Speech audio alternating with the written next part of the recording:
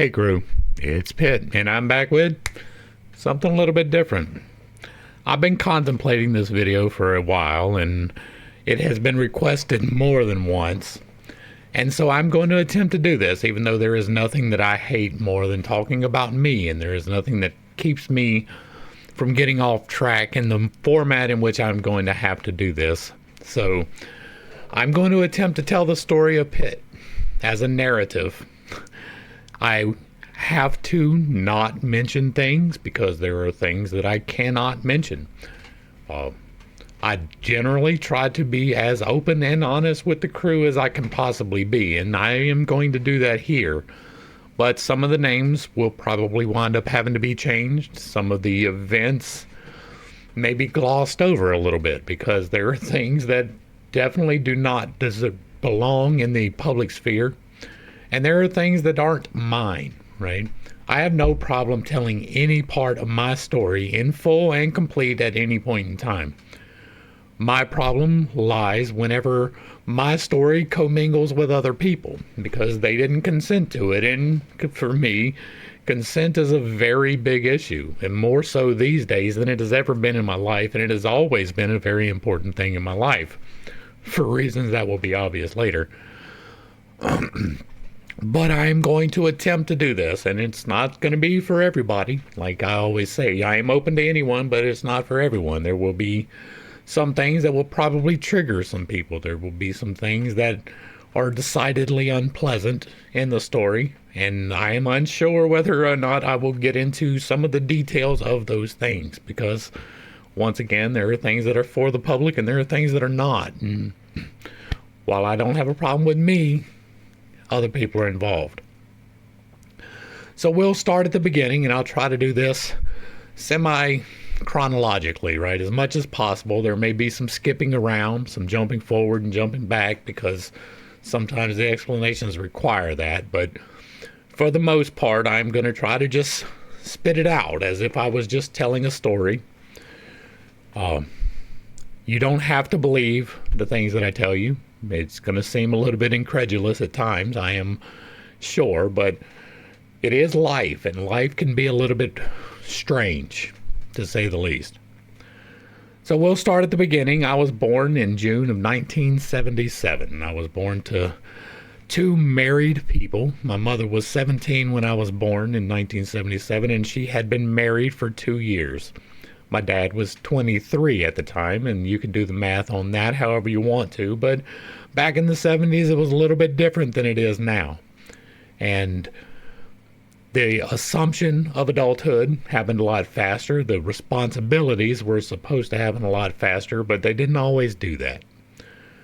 My parents met because my mother was looking to get out of the house. She was not happy where she was. She was a child of divorce, and she did not take that well. She wanted to be with her dad, not her mom, and then that whole situation never really settled itself out throughout the entirety of their lives.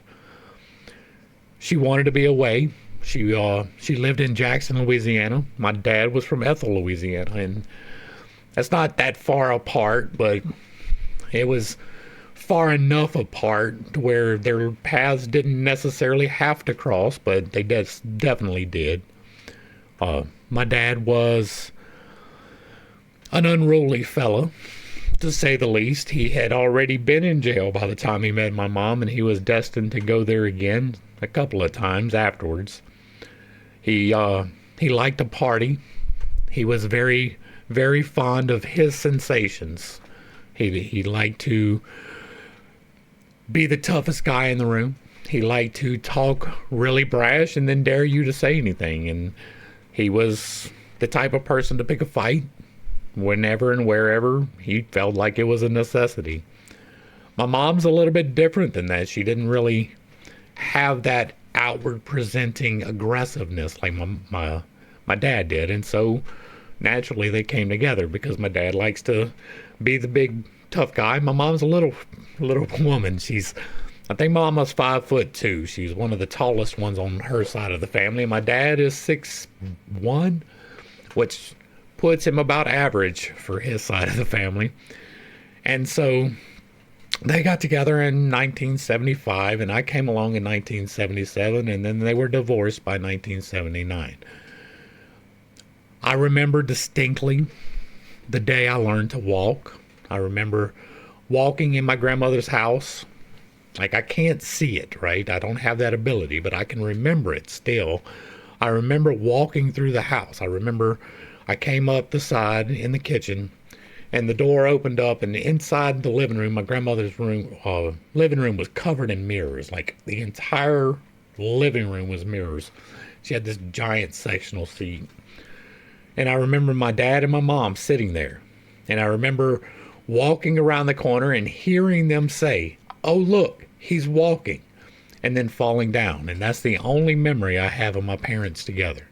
I don't have any other memory where they were together and happy, and that probably had a lot to do with the shape of my life as well. My dad was a strong arm in many ways. He worked, I say worked, but when he was incarcerated in Clinton, Louisiana, Judge Klein, the guy in charge out in that direction, had a tendency to use him for enforcement for the unruly people in the neighborhoods. It was not uncommon for him to be given the keys to the truck and told to go to somebody's house and take care of some business for the sheriff and for the judge. It was uncommon for him to have various illegal things inside of the prison while he was there because of the things that he did for them. My parents got divorced because Daddy was a drug runner. He was the shotgun man in the van when they were running the powder for a fairly significant crime family out of New Orleans, Louisiana. And my mom didn't like it. She didn't want him to be involved in that. She didn't want me in that life. And so he made a choice, and he chose to continue his life. He liked the party life. He liked all of the things attached to it. And so he did it. It was all about his sensations, and that was that. We moved several times during my childhood, but my beginning rememberings of it was when my mom and her second husband, Russell, my brother's dad, when they got together. I was young, right? I was probably 3, maybe 4. Well, no, I had to have been 3 because my brother's only 2 years behind me, right? And like, they broke up when I was 2, so she had to have gotten together at 2. And anyway, my brother was born in 1980, which is right at 3 years. It was 2.5 years separation between us, but Russell wasn't a good fella either, right? Now, Mama didn't know that, and I give her credit for that for both of them. Like, Mama was a trusting soul, and so she trusted my dad, and that didn't turn out very well for her. And then she trusted Russell, and that didn't turn out very well for her either, because I remember the day we brought my brother home. I remember riding in the truck. I remember going to the hospital. I remember holding him the first time when we brought him out to the truck and Mama got in the truck, and that was probably the only happy memory that I have from Russell. He was there for a couple of years.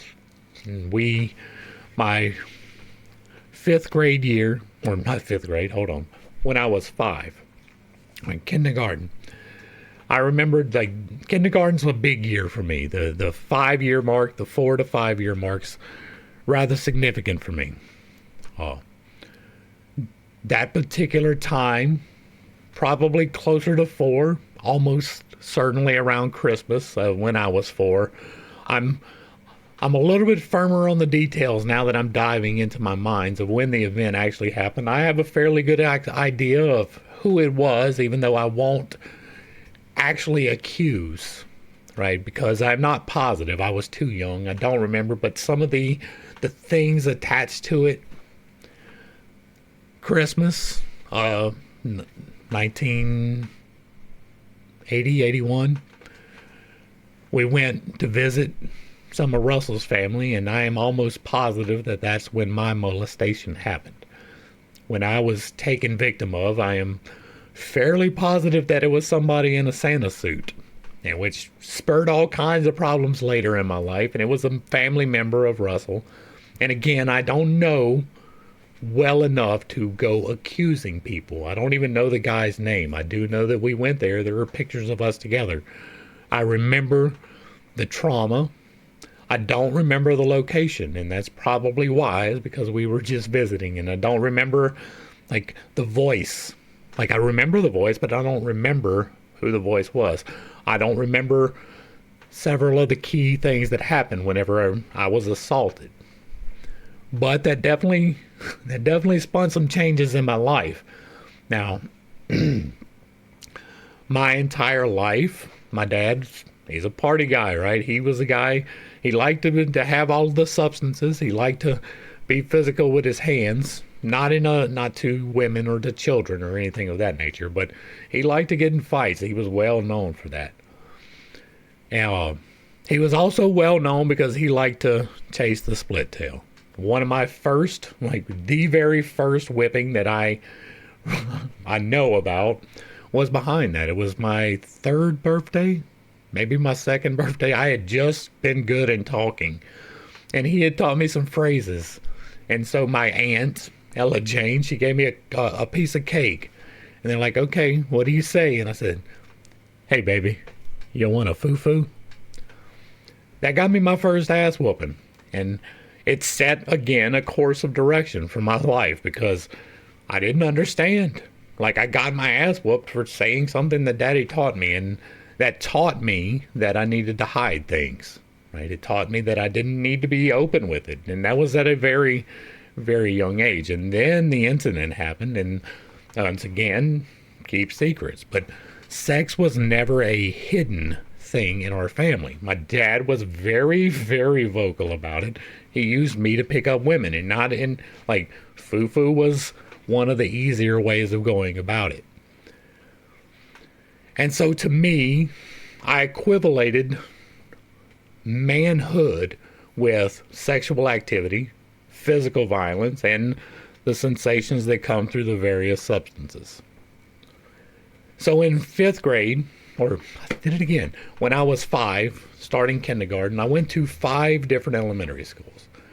But before that, like the very first one, I don't remember if it was the very first school or if it was the summer before leading into the first school. We lived in Texas, right on the border of Texas and Louisiana, in a little trailer park in a swamp. Like it was right on the edge of the swamp. We would play in the swamp all the time, but that's where I met it. That's where I met Keisha. And one day, maybe we will be able to reconcile things between. But Keisha was a year younger than me. I was 5, she was 4. And she taught me things, right? I had had the one experience, and I had had the whole run around knowing about things, but Keisha taught me the things, right? She taught me about penetration. She taught me about those things because somehow this 4-year-old knew about it. And we, for several months, were running around doing it. Willingly, consentingly, however you want to look at it. It was a 4-year-old and a 5-year-old finding various places to do the thing that you should not be doing for a very long time. That particular school was the first time I got lost. I remember that. Like, I rode the bus to school. Well, there were a couple of buses that come around like they do, in life. And there was nobody to make sure I got on the right bus, so I got on the wrong bus. I got on the bus for the middle and high school instead of the elementary school. And somehow the bus driver let me get on the bus, and they let me get off the bus at this school. And I'm wandering around this school at 5 years old, like completely lost. I had no clue. I was trying to find my classroom, but I couldn't, and so I was lost. And that's a core memory for me too, was getting lost at the school. Then we moved. Well, eventually me and Keisha got caught, and we got in trouble for it, right? Like, that's what happens. We broke into a building, right? The groundskeeping building for the trailer park that we lived in. It was a brick complex thing, and it had a house part where people lived, and then it had a storage part, and the storage part had a little window down along the bottom, and we broke out the window when we got in there to do our activities. And we got caught breaking into there, but we played that one off like we were just playing and it was already broken. And so we didn't get in a whole lot of trouble for that. But then we got caught again inside the closet in the trailer, and that led to a whole series of ass whoopings. And you can't play with her and she can't play with you and y'all can't talk. And so that brought about a level of disconnection. And then we moved. And we moved first, I think we went to Arizona. We lived out in the middle of nowhere. It was like sand and trees and this little school. Like, I don't even remember what the school was, but there was a guy there. His name was Nathan. And he was my best friend. Like, he was the first best friend outside of my family that I can remember. And like, he lived right down the road. We rode the same bus. We would play together, and it was great for the couple of months that it lasted. And then we moved. And once again, I had lost somebody that I had gotten close to. I had once again been separated, and it caused anxiety. And so I went into a new school, and I was completely lost because we were well into halfway of the school year. We were coming up into the breaks and the things. And so I went to school and I met people, and then we had the first break, and I went back to school, and it was like meeting them all over again. And then we had another break, and then right after that we moved. Then we moved back to Louisiana. We were just on the inside of Louisiana from the Texas border this time. We lived in a little duplex. No, we wasn't at the duplex yet. This was before the duplex. Like, this place I barely even remember, but we lived next to these railroad tracks, and it was again a little country town. There was another move. Because this house was separate from the Arizona house. I know it wasn't the trailer from Texas, and I'm pretty sure that this one was in Louisiana, but I'm not positive. It might have been New Mexico. I think this one was in New Mexico. Anyway, there was a railroad trestle right there, and we would play there, and there was all kinds of snakes and stuff. And it was me and my little 2-year-old brother at this time, and neighborhood kids, and we would play and chase snakes and all the various things that are living in the railroad trestle. And then we moved again, and this was the fourth move, my kindergarten year, when I was 5. My fourth move, we moved into an RV. Now, I remember the RV mainly because my brother got burnt there, and because I got my ass beat because I used too much water. Now, RVs are a little bit different. This particular camp, you had to get your own water, right? They didn't have water hookups. We was living in an RV. It was the 4 of us, and like every night they would set up our bed on the table because that's how it was in the RV. And my mom was cooking one day, and she was frying some chicken, and my little brother went up and he grabbed the pot and he pulled it down on his head, and it burnt him like horribly burnt. And that caused a big stink because how could you let, like, that was his son. I wasn't his son, but that was his son. So how could you let his son get burnt up like this and let that happen? And so Mama got her ass beat for that one.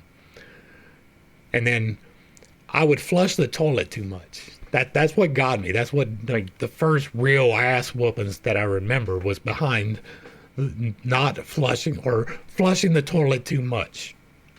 Because we had to buy the water, right? And I would go pee, and then I would flush the toilet, and then I got my ass beat because we were using too much water. So I learned to not do that. And then we got to the next house, and it actually had water hookups. It was a duplex, and this one, I remember, it was in Louisiana. Well, no, there was another one between that because we moved to another trailer. Yeah, we moved into another trailer. And this wasn't the same one with Keisha, but somehow in my mind, I linked those two things together. So I kept looking for her, right? Like, to me, at 5, she should be there because it's a trailer park. And the trailer kind of looked the same. But my main memory from that, one day, me and my brother were sitting there, and we were watching Sesame Street. And They had just got done with the introduction, you know. Oh, sunny days, chasing the clouds away. And then Russell got home and the door slammed. And Mama was like, take your brother and y'all go outside and play. And I was mad because I wanted to watch Sesame Street. Like, I loved Sesame Street. I loved everything about it. And so I really wanted to see it. And she's like, no, go. And she turned the TV off and she put me and my brother out. And I don't know the why for this one, but I took him and I heard the screaming and the yelling start. So we went underneath the trailer and I can still smell the underside of that trailer still today. This almost 40, well, right at 42 years ago. I can still smell the way that the underside of that trailer smelled when my mama was getting her ass beat right over my head. I remember holding my little brother and telling him that it was going to be all right and that everything was going to be okay. And it wasn't, right? It wasn't. And that was a long ass whooping. She got beat pretty good. And so that's a core memory too, right? That hiding and defending my little brother and keeping us out of his sight, because I don't remember why he was mad, and it might have been at us, but regardless, Mama got her ass beat that day. And then we moved again. So that makes 6. I've been saying 5, but it's been 6 times. And then we moved into the duplex. And I remember the duplex because that's when Russell left. Now, we were playing Frisbee one day, and it had been a while. Like, I remember him being a friend, and then I remember him being not a friend, like very much not a friend. And this was after the not a friend part. And we were outside playing Frisbee, and I couldn't catch. I was 5, right? And he threw the Frisbee, and it hit me in the nose. And like blood just went all over the place. And then him and Mama got into a fight, right? She wasn't there. She was working. He was there. And they got into a fight, and he was like, I'm going to get some milk. I know, it's a story, right? But he went to get the milk, and he never came back. Now, here's some key things to know about Russell, right? We talked about Daddy and how he was a drug runner. Well, it turns out that Russell wasn't a good guy either. Mama's impression of him was that he made his money playing music. He was a skilled guitarist. He sang. They played in bars. They went on tours. I couldn't tell you what the name of the band was and any of that, but like he did fairly well with it. He was regularly engaged. But it turns out that that was not his main source of income. It turns out that he was a bank robber and that he was going around robbing. And the reason we moved so much was because of that. And so he left, and then he wound up going to prison for murder during the course of a robbery. But it left us alone, right? Mama's out there. She's in the duplex by herself, and she can't swing the bills by herself. So then we moved back to Jackson, Louisiana. And that makes the 7th move, my kindergarten year. Well, from Jackson, like I went to kindergarten, and we finished out kindergarten, and then I went to Jackson for 1st grade, and I was a little bit thrown off, if you could imagine, by this point in time. And I was not the best disciplined kid. I had a lot of problems, not the least of which was the fact that I was very sexually active, right? I had been sexually active involuntarily first, which I completely blocked out for decades. But with Keisha, that was a voluntary thing, and it was a pleasurable thing, and it was an enjoyable thing. And so I wanted to keep that shit up. And so I did. I got very good at identifying the people who were on a similar level with me, right? And so I became, once again, a little promiscuous little child. Now, there are people out there that will tell you that it's not possible for a child to consent and that abuse has to be part of it. And that I don't deny that abuse has to be part of it, but there was no coercion involved in what I was doing. It was both of us agreeing to do the things. And so we did, like with several different people over the course of a few different years. First grade was a little bit difficult because we moved 4 times that year. That one I'm pretty sure about. We moved from Jackson to Slaughter, and then we moved to Clinton, and then we moved back to Slaughter. Or no, back to Jackson. And then my second grade year, we moved 3 times, and we wound up in Slaughter. Like, I don't even remember all the specifics of where we moved in that one, but I do remember that we moved. I do remember that I kept losing all my friends. And so what was really bad about it was I kept going from this school to that school and then back to this school and then back to... And so I would see people and we would start to get close and then we would move. And so I never had friends. I never really had friends. And then second grade, we moved to Slaughter, Louisiana, and my life got a little bit stable. And I say a little bit because it was only a little bit. We lived across from a park. And we spent a lot of time in the park, right? We were at Slaughter Elementary, Slaughter, Louisiana. And like there was a ballpark and a play park right there together. And I would play ball at the ballpark, but we would play in the actual park. And again, this is early childhood, so memories are a little bit fragmented and all of that, but there were several people that I was associated with then too. Third grade, we stayed. We were actually in the same school from about halfway through second grade, through third grade, through fourth grade, and into fifth grade. So that was the most stable period of my life, was at Slaughter Elementary. And I actually met friends. I actually kind of had friends, but I was a weird kid, right? I was very, very thrown off, is the way I put it, is because I didn't trust anybody. I had severe security issues. I had no way of, like, feeling like I fit in. Part of that was because of my family situation. I never felt like I fit in on either side of my family. My dad's side of the family was a bunch of rednecks, and they were country folk. And my mom's side of the family was a bunch of coonasses, and they were Acadian folk. And we were there just doing the thing in the middle of wherever we happened to be. And so I never really felt like I fit in with any of them. My dad's in and out of prison at this point in time for various distribution charges and assault charges and things of that nature. So he wasn't really around. When he was around, it was not necessarily a pleasant experience, because one time he came try to pick me up and they wouldn't let me go, so he beat the guy that my mom was dating and took his eyeball out of the socket and then bit it. And so I didn't have exactly the most stable life, and I didn't have the most exactly stable family. I didn't feel like I fit in anywhere, so I lied a lot.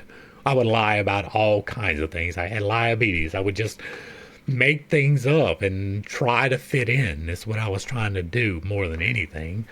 And so, like, my friends would be like, we went to go see this movie. And I'd be like, oh, yeah, I saw it too. Or they went and did this. Oh, yeah, I did that. Right? I was always wanting to be involved, but never really there, because my mom was a single mom working a job. My dad was a deadbeat, didn't pay anything when he was out of prison. Like, he was the type of person, I'm not going to pay for you to get your hair cut. You know, that kind of thing. Never mind the fact that we were not eating. And that's part of this too, is like, we were poor. Like, I mean dirt floor poor, even though it wasn't a dirt floor. Like, we got the box of commodities. I was so poor that the welfare kids picked on us for not having things.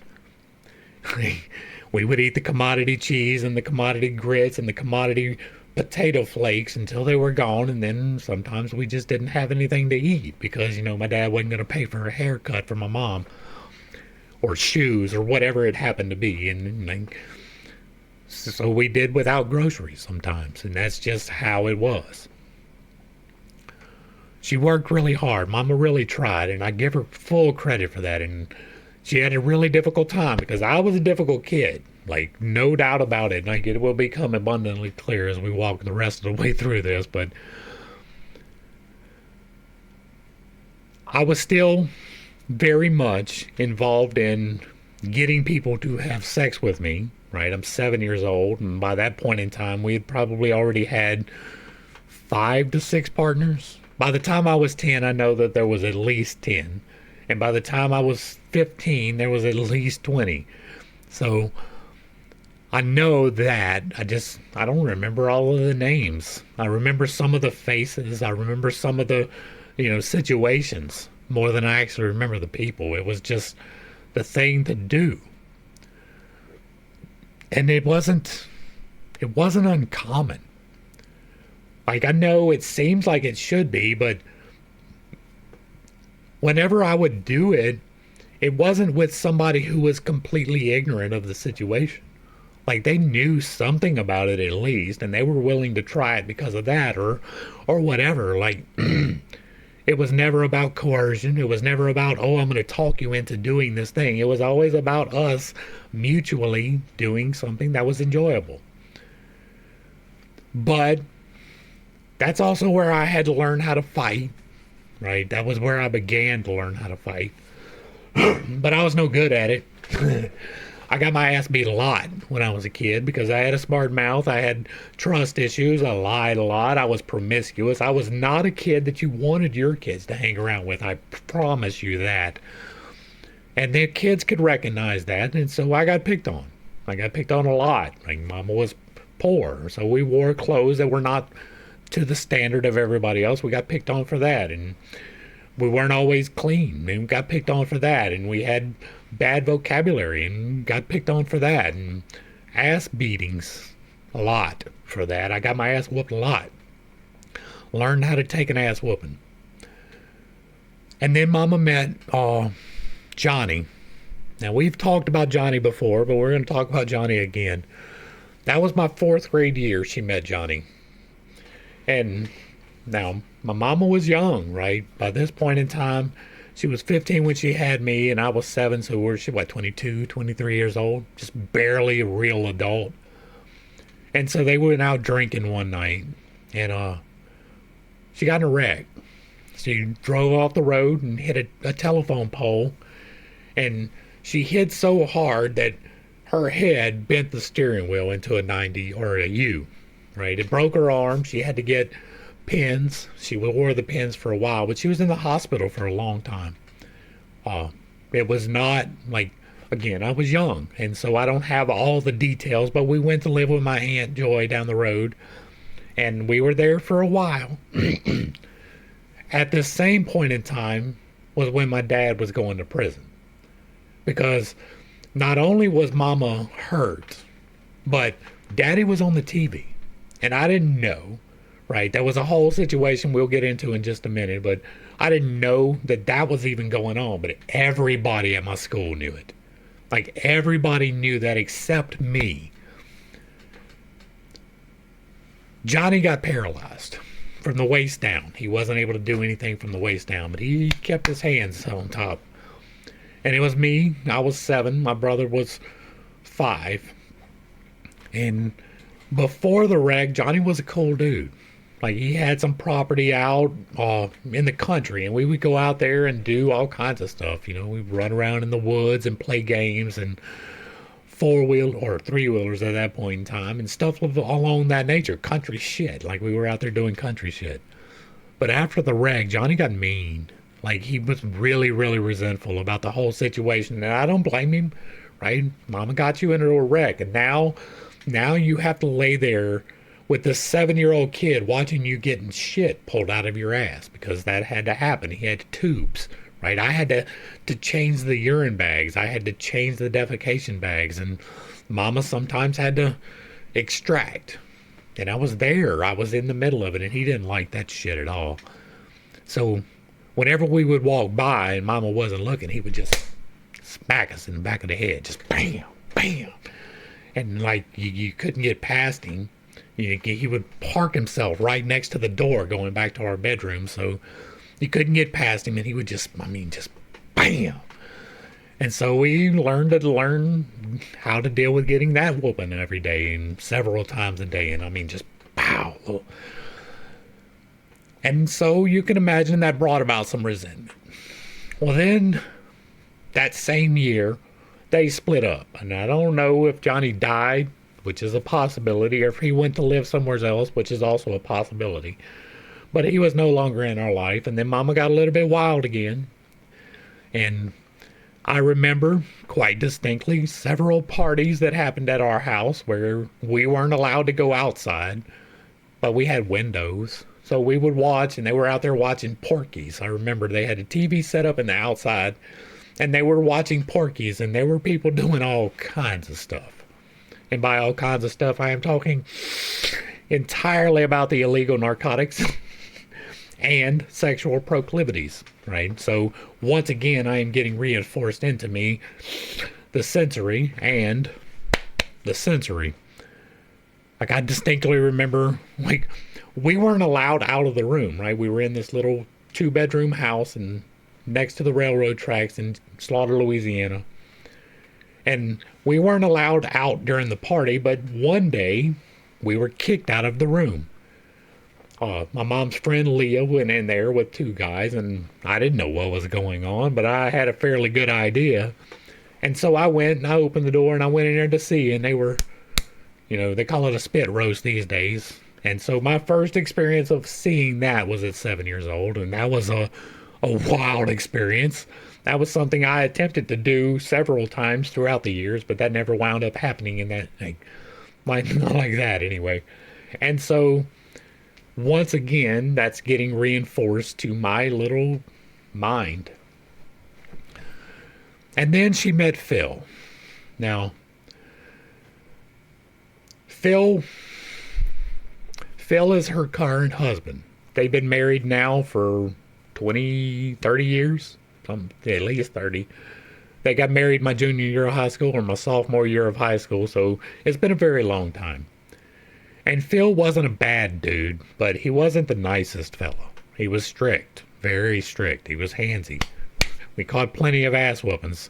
Some of them with boards and some of them with whatever he could put his hands on. And that was just the way of life in the country in Louisiana. If you didn't know, I don't know anybody that didn't catch a stray spoon or shoe or garden hose or 2x4 or whatever it happened to be. But we caught it a lot. A lot. And so it was bad enough that my grandma called CPS at least once, and we had begged her to do it. And then when CPS showed up, we got scared and we didn't say anything. So they went about their way, and that caused a big division between my mom and her mom. So anyway, to take it back, 5th grade, she meets Phil. And they start dating, and then we moved from Slaughter to Jackson. I don't know why. I wasn't privy to all the details, but we moved to Jackson, and that was not a good move for me. I was settled in Slaughter, and Jackson's Slaughter was a feeder elementary into the Jackson school complex.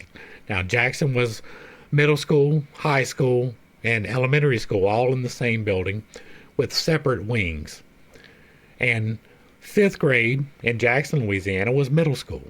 Now, I went from an elementary school at 5th grade where I was in one class, and then I went to Jackson, and it was 5 different classes. We didn't have all 7 classes that we would get in high school, but we had 5 different classes, and we had to shift, and that was a big deal. It was also a predominantly melanated school. Now, y'all know these days I don't put a whole lot of stock into the skin color, but back in them days it was a big deal. I got my ass whooped a lot for being the white boy. So much so that I got myself thrown into detention and stayed there for months. I made sure that I stayed there. I made sure that I was there so I wasn't getting my ass beat at detention. And it didn't do no good to try to tell somebody that you were getting picked on. I was too small to actually do anything about it, and I was scared in large part. And Jackson really kind of beat the scared out of me. right? It got to the point where you got to learn to fight back. And so I did. I learned to fight back, and I learned to fight back dirty. And that's what I did. And it got pretty effective. And then I moved. We moved from Jackson to Plains, Louisiana, and that's Zachary school system, which was a whole different experience, right? There was a lot less melanation, for one, but there was a lot more structure and a lot more paying attention to the actual things in school. So that helped me a lot because I had a tendency to be a little bit smarter than the other people in my class. And I don't say that braggadociously, but it is a true fact that I have a little bit more intelligence than most people. That is, again, not me bragging, but it is true. I have the ability to do logic in ways that other people apparently can't. I have ability to retain some knowledge that other people apparently can't. So I did pretty well. Now, take it back. From second grade until fourth grade, I did wonderful. Right? But into fifth grade, imagine that, my grades tanked.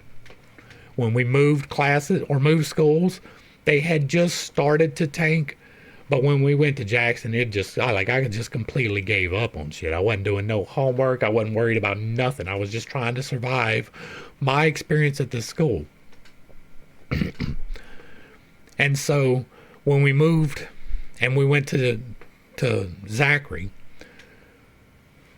I was an outcast in a very real way. All of these kids went to school together. They all grew up together. They all knew each other, and I didn't. I was from East Feliciana. They were from East Baton Rouge, and that's just two completely different worlds. I don't know how it is where you are, but here, like, there can be a significant difference across the parish lines, and it was a big difference. And I was the outcast. I was a nerd. I was picked on again quite extensively. I didn't fit in. And where I did wind up fitting in was with all of the misfits. I had a friend, Scott, and we were pretty close, but he was not on the top of the fitness chart, if you know what I mean. And we were in the library club. I was on honor roll. I was doing fairly well, but between 6th and 7th grade was when my secret got exposed. Right? That's whenever the promiscuity of my childhood became a thing in real life. I had been doing things that I should not be doing, and this is one of those places where I'm not going to tell you who it was with because obvious reasons. But I was doing things that I absolutely should not have been doing, and I got caught, right, in a very, very real way. And so my mom tried to bring me to counseling, but it was very well hammered into me that you don't talk to authority about things that you might get in trouble with. So I just resisted the fuck out of that. And that was never going to be a thing. And so, out of desperation, my mom was ready to let me go. Now, I was violent because I was not having my needs met in any way. And that's not to make an excuse, right? I didn't handle it well, but I was 12. And so she went to her mom and she was like, I need to do something with Jeremy. Are you able to take him? And my grandma was like, no, I can't. And she went to my aunts and they were like, no, can't do it. And she went to several other family members and they were like, nope, not going to happen. Until finally she went to my dad's mom and my grandma, my grand, she said yes. And that's the only thing that kept me out of the foster care system because I was about to go. But it was not the most structured of places to live. My grandma was a wonderful woman. She was a God-fearing woman. She worked all of her life. They moved from Tennessee. They bought a house. My grandfather died the year before I was born. And she drew his retirement and she drew her retirement from the state. They worked for the state for 20 years and they were able to get their retirement. But it was a fixed income. And I was a young man and there were needs and they weren't always met there either. All right, now we got to take it back to my 4th grade year. The year my dad went to jail. He remarried, and the woman that he remarried already had 2 kids. They had another child. My sister was born from their union, but I didn't get to see them a whole lot. It was just part of the whole ridiculousness that was going on, and so I didn't really know them all that well. We weren't close or anything like that, but Daddy was playing football with Justin. We'll go ahead and say his name.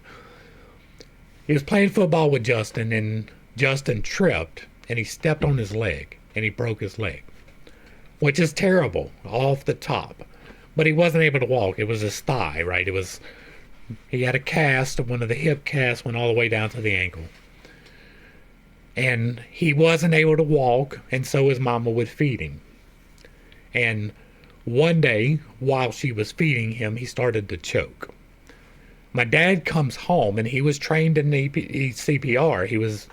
He had done the EMS training at Angola as part of being a prison guard, and so he attempted to clear the breathing and to get him to breathe again. And Justin died, and they convicted my dad for his murder. Now, it was not a murder. Like, I didn't.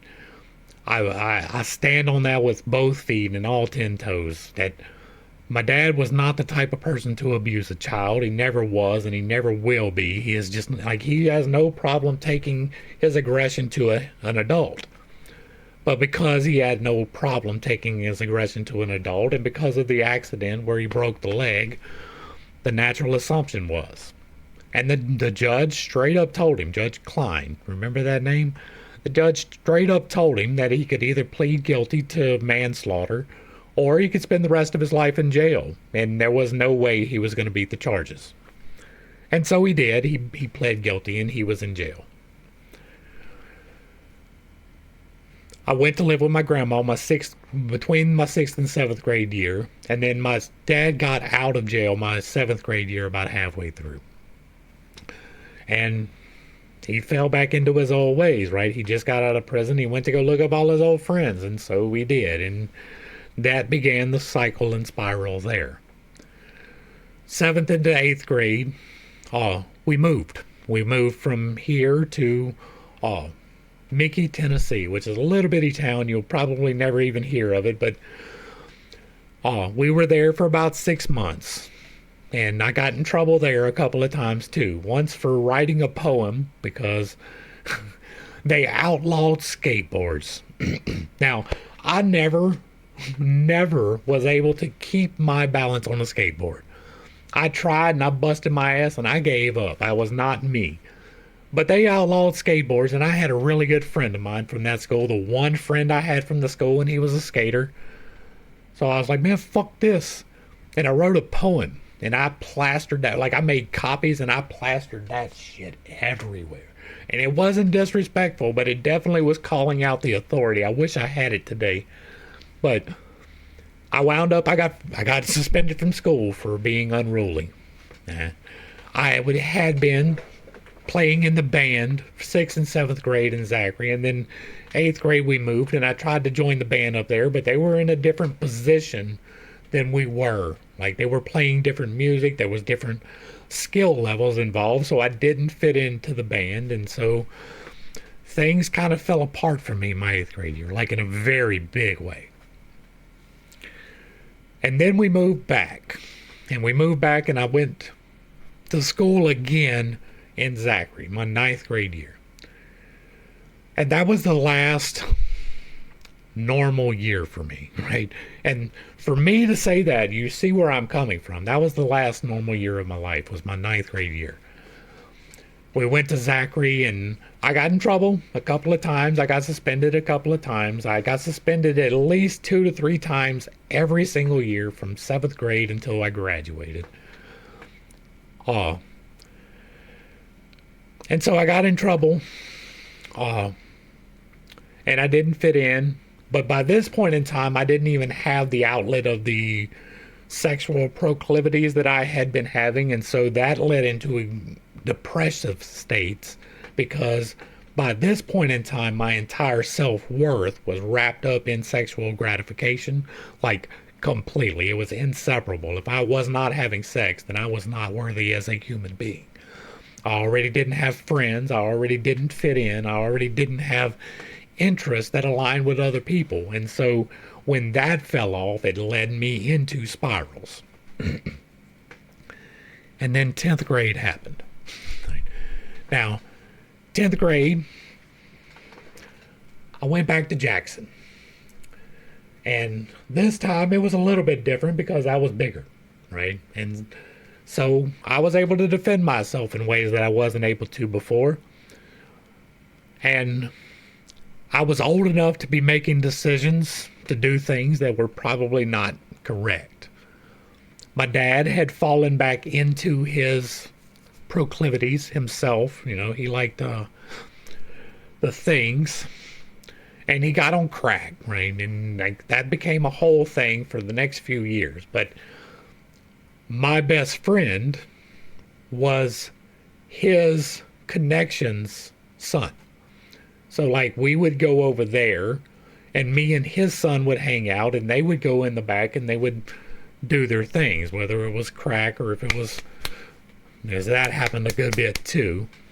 And so, like, we knew what was happening. We were trying to be a part of that life in 10th grade, and we were quite successful in it.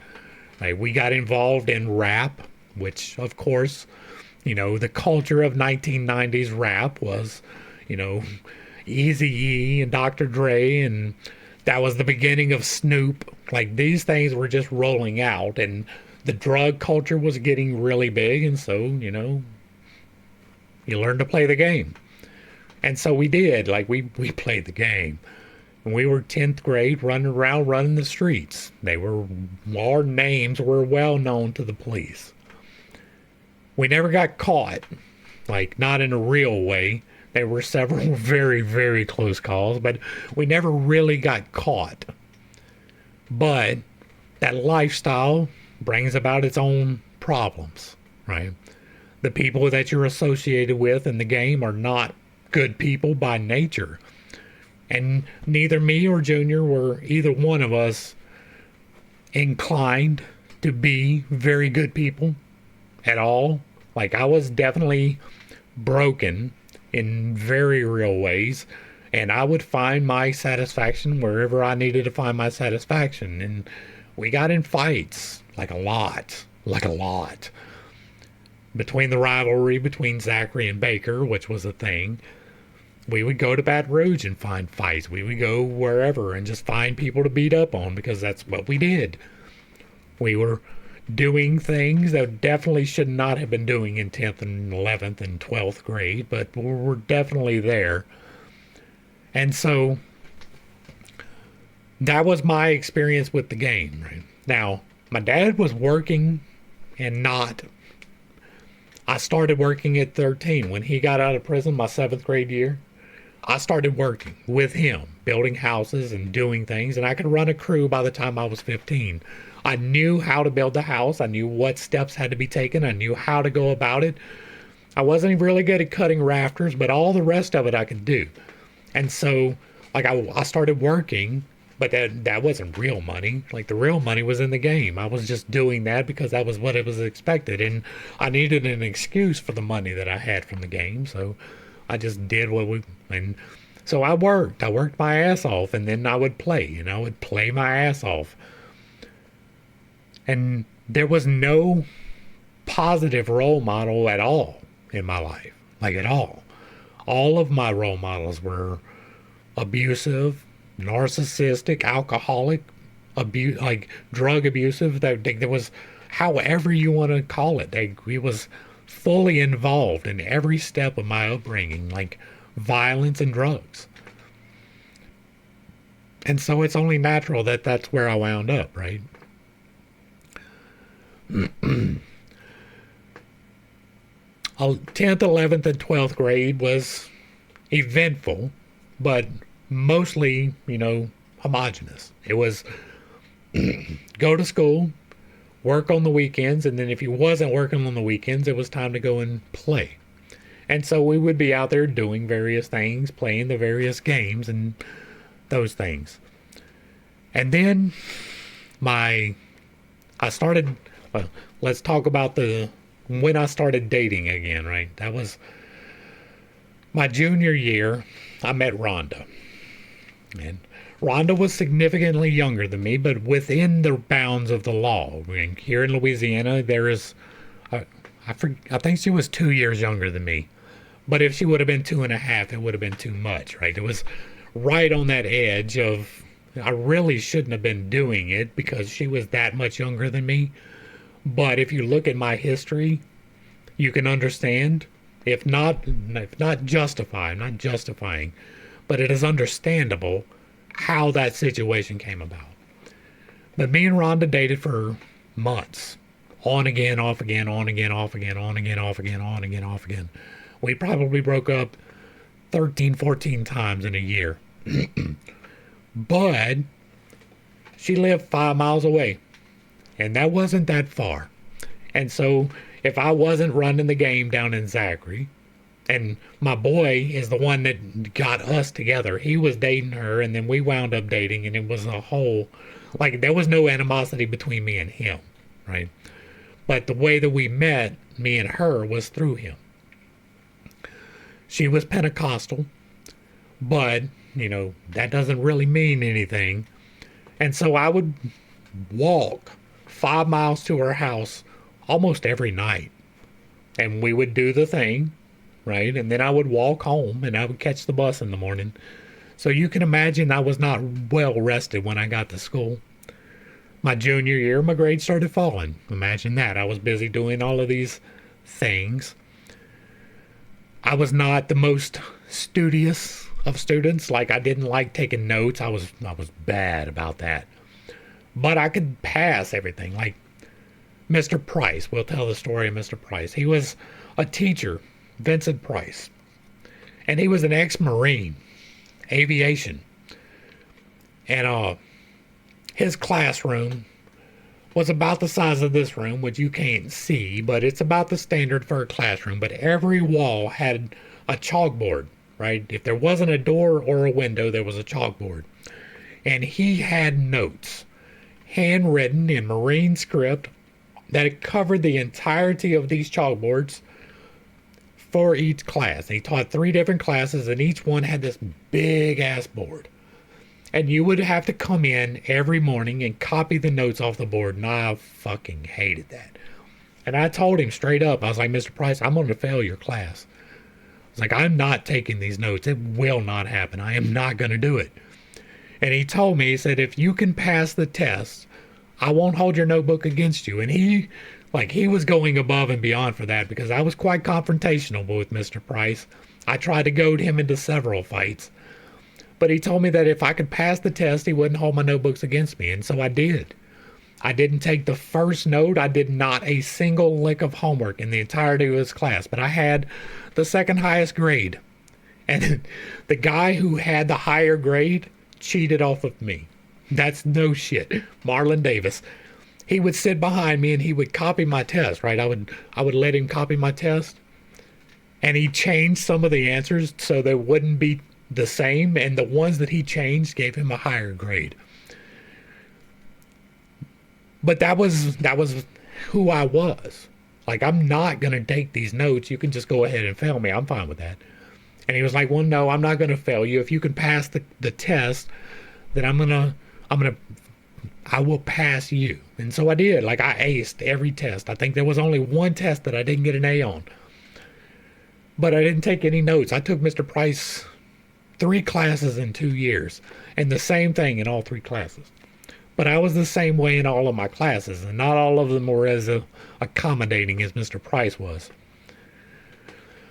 So I was violent, trying to goad my teachers into fights. I was violent, trying to goad my classmates into it, and I met this girl, and she was a little bit crazy. Now, I can say that these days because it's true, and because she is a full-grown adult and has, as far as I know, not taken any responsibility for herself whatsoever, so I don't have any problems talking about this particular part. She had dated a guy that was older than me, right? So I was already on the edge of where the law would allow, but she had dated a guy that was a couple years older than I was. And Me and her had dated for a while, on again, off again, on again, off again. And towards the end of it, while we were dating, she decided to take care of herself. And so she ate a whole bottle of pills, and there was this whole thing, right? She almost died. And we went, like, my dad drove me down there in the middle of the night, and I'm bawling in the back seat, talking about, please don't take the girl, like it's Tim McGraw's song. And she got better. She was in there for a couple of weeks, but after that, we kind of just went our separate ways. A few months later, I get a call out of the blue. Hey, it's Rhonda. What do you want? Can I come over? Absolutely fucking not. Like, I don't want to see you again. We're done. You're crazy, and I ain't got no time for you. And so I hung up, and that was it. We were done. Until the next day. We'll come back to that in a second. I met this guy the same time named Mickey Lemoyne, and I have no problem putting his bitch-ass name out there either.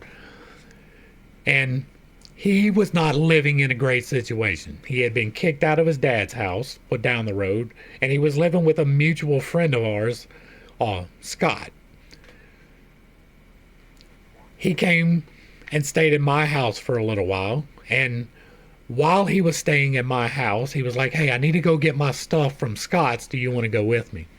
I was like, sure, I'll ride with you. So I rode with him. I got in the car. We rode up there in broad daylight. He got out, went in, got his stuff, loaded it in. I never even saw it. Well, it turns out that that was not his stuff. He broke into the house and he stole several firearms. He stole a lot of other things that were of great value to the owner of the house, who was not Scott. It was his dad. But I was there. Well, a couple of days later, was it a couple of days? I'm trying to remember the timeline exactly, but like the police came by and they were like, he was not staying with me anymore, right? At this point, he had already moved on, but police came by and they said that they had received a tip that we had the stolen property on our property. Now, at this point, I still didn't even know it was stolen property. But they went and they checked the spot where it was supposed to be, and there was nothing there. Now, we had this pool table. It was in a barn, right? But it was an open-sided barn. It had a roof, but it was a pole barn, if you know what that is. And there was a pool table that we would go and play pool all the time. Well, he told them that these guns were in that pool table. Well, they came out and they checked, and there was no guns in the pool table, right? And then they left. And then the next day they came back and they checked and there was guns in the pool table. Well, they followed the footprints back, like they found out that it was not us. And me and my cousin lived on this property, and this is who he was saying that we did it, right? Now, my cousin wasn't even there. It was just me with him while he was doing the thing that I didn't even know about. He was trying to set me up for the fall for these guns. So the cops came and they were like, yeah, this is obviously a setup. Like, the guns were so oil covered that you could barely even hold them. So there was no fingerprints or anything on that. And they followed his footsteps in and out where he came, he put them in the pool table, and then he left. Like, they could literally see. And so the cops were like, it's nothing, right? It's just something that this guy's making up to get out of trouble.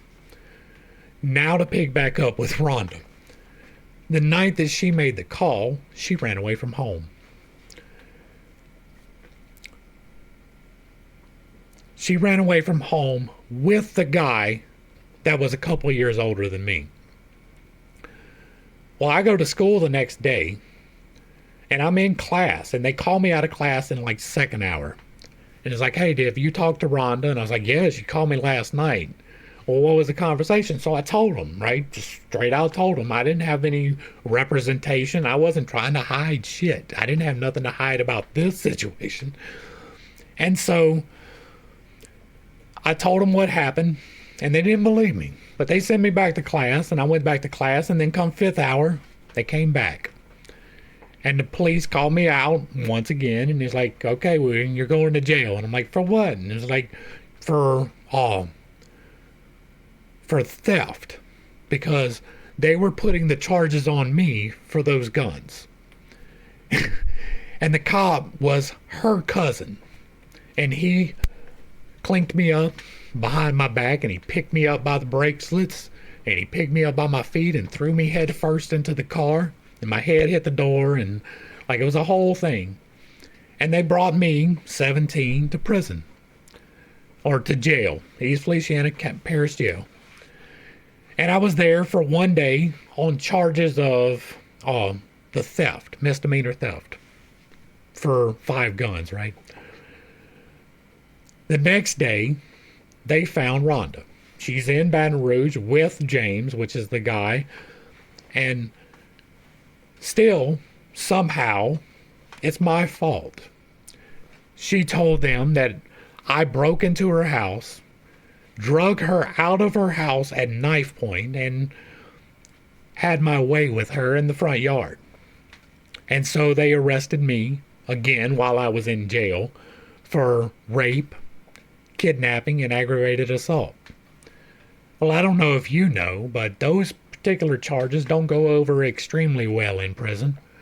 And so I did all right because of who my dad was. He was somewhat of a celebrity in the criminal circles in East Feliciana Parish. And so I was kind of hands off. And that's the only really saving grace that I got out of that situation. But I spent 7 days in there before, it turns out, like she didn't say that this happened now. She said that this happened before. And then she chose a random date, pulled it out of her ass. And I got so very lucky because the one day that she chose to say these things, I was in New Orleans. I was in New Orleans processing at the Military Entrance Processing Station, which is known as MEPS, to join the Army. And my recruiter had picked me up from my house in Ethel, drove me to New Orleans, Chalmette, checked me into the hotel, and then left. So I had no ride. I had a roommate who was able to vouch for me that whole night. But if she had chose 1 day prior, I would be in prison. If she had chose 1 day later, I would be in prison. She happened to choose the 1 day where I actually had an indisputable alibi. And so I was able to beat that charge, right? They chose not to prosecute. Due to lack of evidence, those charges still pinned on my criminal record today. If you run a criminal record check on me, you will see those charges on my sheet, undisputed and unresolved. There's nothing I can do about it. It is just what it is. It has kept me from several jobs over the years. All behind something that not only did I not do, but never even happened. They dropped the charges or they refused to prosecute the charges for Rhonda, but they refused to give up the charges on the guns. And they gave me Judge Klein, remember him? Judge Klein gave me the exact same thing that he gave to my dad. He said, you can plead guilty to this charge of misdemeanor or you can go to jail. And part of pleading guilty was that I had to join the military. And so I did. I joined the Navy. Like I had been going to join the Army, but I changed my mind. I had decided, I'm not going to join. And then I decided to join the Navy. So that wound up happening. But that was part of my charges. I had to plead guilty because I was there, right? I didn't know about it. There was no pre-planning. I didn't know that the fucking guns were in the car. I didn't know that the things he went into the house and got were not his, but I was in the car. So I was guilty, and it was just that simple. I could either plead guilty or I could go to jail. And so I pled guilty, and I went and I joined the Navy. And that's a whole story in and of itself, right? For the rest of those charges, my mom decided that I couldn't live with my dad anymore. She had primary custody, but I had been living with my dad for 4 years. And she decided that I couldn't anymore. So she finally talked her mom into actually taking me for the rest of my senior year of high school. It was like 9 months, 8 months, something like that. Well, she didn't have any money either, so it was a whole thing there. But Uh, I wound up, I graduated, believe it or not. I wound up joining the Navy, and that whole situation happened. But I think we have hit most of the major points for this part, right? This was the childhood part. This was, where did Pitt come from? How did you get so fucked up? And you can see, looking back through history, how that would go about, right? Hopefully, you find some value in my story, right? That's the point of doing this. It's not just to say it, to just get it out there, because I've worked through all of this in a very real way. But hopefully, the relaying of the story helps some other people too. Hopefully, the relaying of how fucked up my childhood was, and like, I promise you, I did not get into the details. I could have, this could have been a lot longer and a lot gruesomer, but I wanted to keep it more towards the top because it's bad enough just skimming the top surface of the things, right? Y'all don't need to know about every beating. Y'all don't need to know about every abuse. Like, I wasn't raped just by a man. I was raped by a woman too.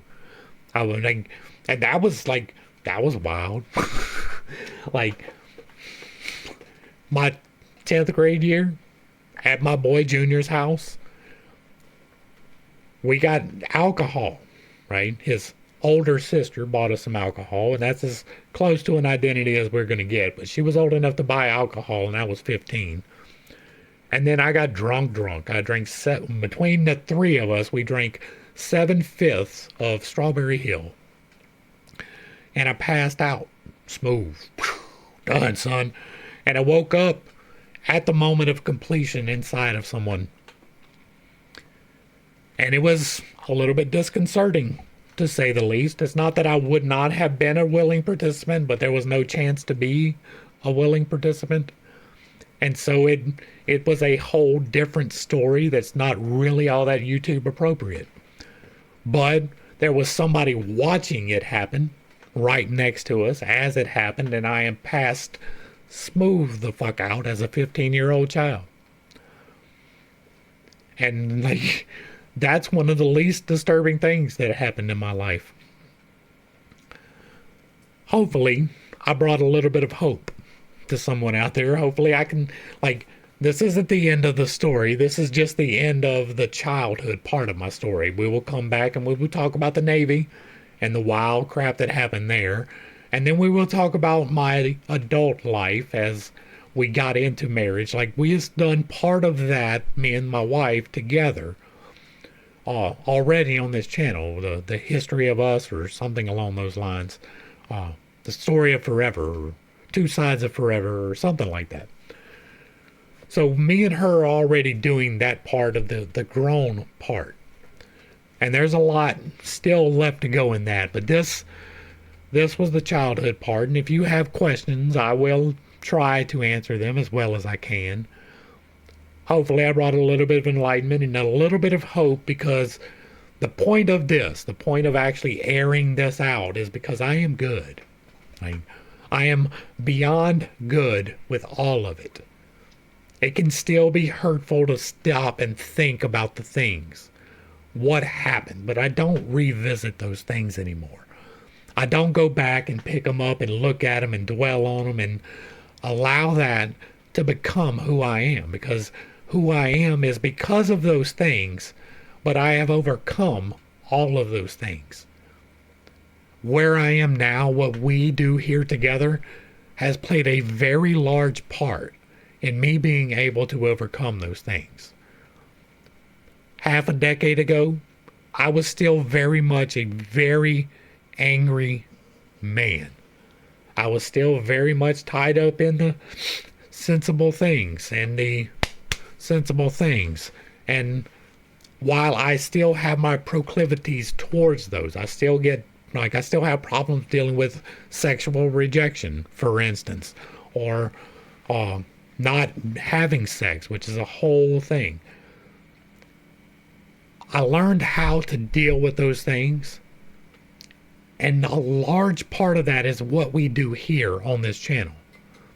It is the communication that I give, the understanding that I try to bring to the situations that we talk about that have helped me to cope with these things. The MBTI system that I developed helped me to understand why I got so caught up in the sex and the drugs, right? Why I got so caught up in the violence. That is all explained in my stack. It makes sense. That's not to say that it is entirely the fault of my stack or anything of that nature. Like, you can grow within your stack. You can become better. But it takes conscious effort. It is something that you have to work towards. And I am working towards that, but it is a long process. It is something that we are still continuing. But I am so much better. Like, I live in a happier place these days. I really do. The things that I tell y'all, it's not just me blowing smoke. I'm not a blow smoke person. If I'm telling you something, it is true. If I am telling you something that I know, it is because I have experienced it. And I want you to understand that those things don't hold you back. You hold you back. You decide that those things are still important, and none of them are. All of them shaped me, but none of them define me. Who I am is defined by who I choose to be. And I choose to be who I am today. I choose to walk the path I am on today. Because of the darkness that I walk through, I am so much more a light. And I really want that light. I want to be that light for people. And so I relay a story that is mine. Some of this wasn't mine, and some of it will never be mine, right? But this was mine. There are parts that I left out, right? I didn't talk about me and Christina, which was a whole thing. We dated for 2 years, starting my senior year of high school. There are parts that are relevant to the story, and there are parts that aren't yet.